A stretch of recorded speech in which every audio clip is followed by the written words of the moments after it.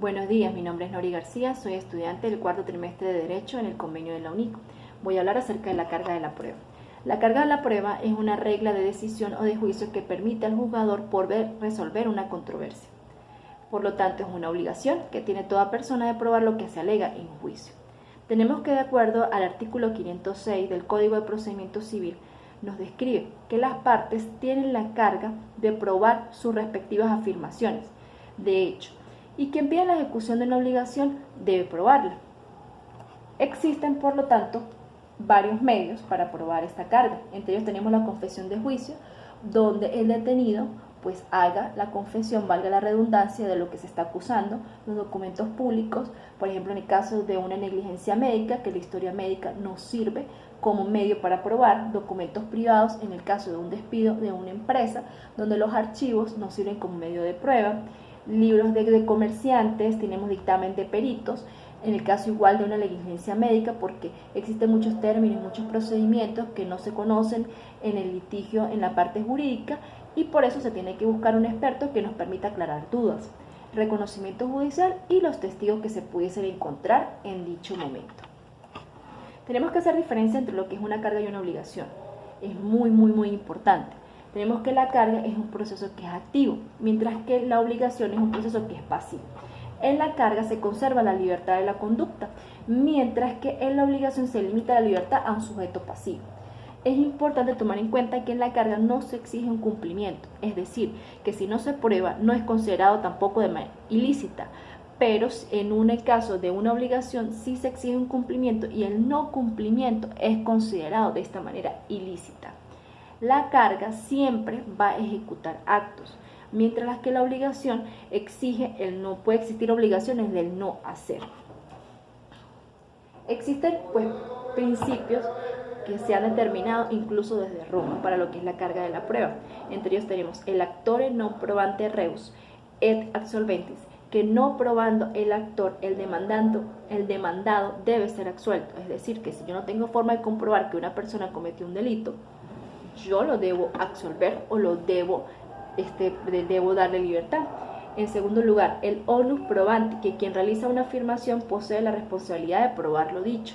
Este es un principio que se ha utilizado muchísimo en Roma, es decir, que todos somos considerados inocentes hasta que se pruebe lo contrario. Incluso este principio se utilizó también para la distribución de la carga, que ya se hablará más adelante. Tenemos otro principio que es el licita probandi incumbe y ei quid agit. La necesidad de probar incumbe siempre al que ejercita una acción, es decir, que siempre va a ser al demandante, que es el que está pidiendo una acción. Otros principios son indubis reus et absolventis. En caso de duda, el reo debe ser absuelto, es decir, que si no tenemos medio de probar que se cometió un delito, debemos absolver al reo, valga lo dicho. Incubi probati quid difficit, not quid negat. Corresponde probar a quien afirma, no al que niega. Un poquito enredado mi latín, pero ahí vamos. Tenemos otra cosa importante que es acerca de la carga de la prueba en el derecho moderno. Esto pues existieron varios precursores, entre ellos uno de los precursores más importantes fue Leo Rosenberg. Leo Rosenberg, él describió que había una actividad que siempre es voluntaria, aun cuando el dejarla de cumplir implica efectos perjudiciales sobre el sujeto.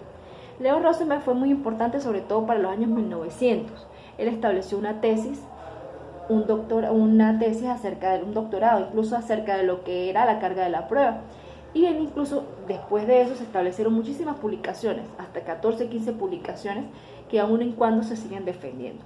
Que no existe sanción alguna por el incumplimiento de la carga, que era lo que ya se venía presentando, o lo que ya estábamos hablando acerca de lo que era la diferencia entre una carga y obligación. Existe pues este tipo de principio que fue propuesto por Rosenberg.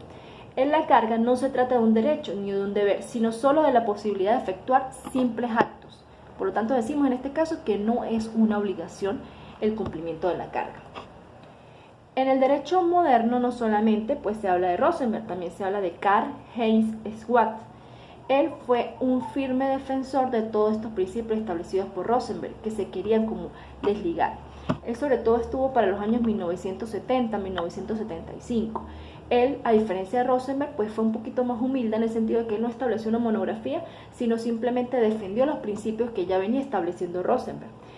Él demostró que todos estos principios no son capaces de sustituir lo que es la teoría estándar. ¿A qué me refiero a esto? Porque existieron muchos precursores que trataban de desligar lo que era la teoría de Rosenberg, y él pudo comprobar que estableciendo la teoría de Rosenberg era lo justo y era lo necesario para probar la carga, y no así con las teorías o con las otras propuestas. Y que las otras propuestas creaban una inseguridad jurídica y por consiguiente tenían consecuencias engañosas.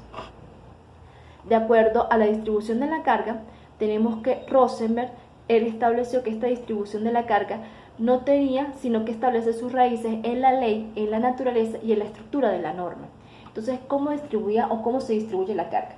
El que impone el actor la carga de la prueba, es decir, el demandante. El que exige al demandante probar los hechos, es decir, el juez. El juez le exige al demandante que pruebe lo que está alegando. El que exige la prueba a quien alegue un hecho anormal, lo mismo que estábamos diciendo. Generalmente pues tenemos que lo que tenemos considerado como normal y existe lo considerado como anormal. Más adelante hablaremos un poquito de eso, de la teoría ontológica y de la teoría lógica. El que impone la carga a quien innove y el que distribuye la carga según la posición de la parte, es decir, demandante, el demandado, el juzgador. Generalmente quien debe probar la carga es el demandante o el que está presentando pues lo que es la prueba. Tenemos acá lo que estábamos hablando, de acuerdo a la distribución de la carga, según Percy Chocano Núñez, habla o describe que la distribución de la carga se basa en dos principios. Estos dos principios, ¿cuáles son? El principio ontológico y el principio lógico. El principio ontológico nos establece, nos determina que la prueba sobre la carga tiene que ser en la naturaleza de las cosas, es decir, o las cualidades. Es decir, que si una persona es una persona que tiene una muy buena reputación y eso, pues tenemos que probar todo lo que sea contrario a eso, o lo que sea normal, porque eso es lo que se encuentra establecido. Tenemos el principio lógico que considera que es más fácil establecer las afirmaciones positivas que las afirmaciones negativas. Y si existiera una controversia entre lo que es el principio ontológico y lo que es el principio lógico, ¿qué principio se debe aplicar? Se debe aplicar lo que es el principio lógico. Muchas gracias por su atención.